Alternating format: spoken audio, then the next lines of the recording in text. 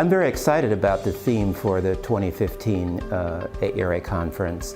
The main concepts in the theme are culture, language, and heritage, but the theme is about much more than that.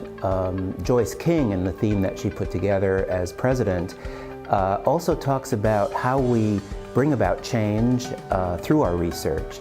And she also uses the term praxis, which opens up many interesting ways about rethinking the kind of research that we do and the ways that we communicate our research, and actually the audiences that we think about in terms of our research addressing. So I think that this theme is going to open up a lot of very interesting pathways for people and actually be very inclusive of a lot of different approaches to research. This issue of praxis, I think, is particularly important because it allows us to think about research not only produced in the ivory tower of academia, but also produced in collaboration with other folks, with practitioners, with communities, and so forth. And in fact, the idea of praxis actually sort of implies that we should be doing our research in a more participatory way or collaborative way with other stakeholders.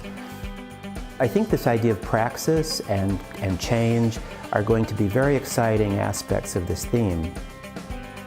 My own field is educational policy and leadership, so I'm particularly interested in how the theme relates to policy. In terms of leadership, my own work addresses what I call advocacy leadership. And this means, how do we think about being, for example, a school administrator as a form of advocacy, as a way of advocating for children and families, particularly in low-income neighborhoods that are disproportionately of color. And this theme, I think, is going to allow people in my field to expand the ways they think about leadership, to not only be more inclusive of issues of language and heritage and culture, but also to rethink who they work for, essentially. I mean, do they work for the state? Do they work for their local communities? Do they work for the parents of the school? And how do they reach out to these various constituencies and engage in forms of praxis around these core issues? Another issue the theme raises is how these issues play out locally and globally. Particularly issues of language and culture and heritage are fairly obvious in the sense that countries all over the world, with all of the recent migrations and so forth, are struggling with issues of language policy, for example.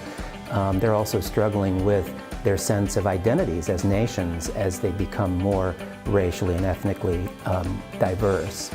So I think that this theme is going to provide comparative educators and other international educators and so forth with some interesting opportunities to talk about these themes and how they manifest both locally and globally.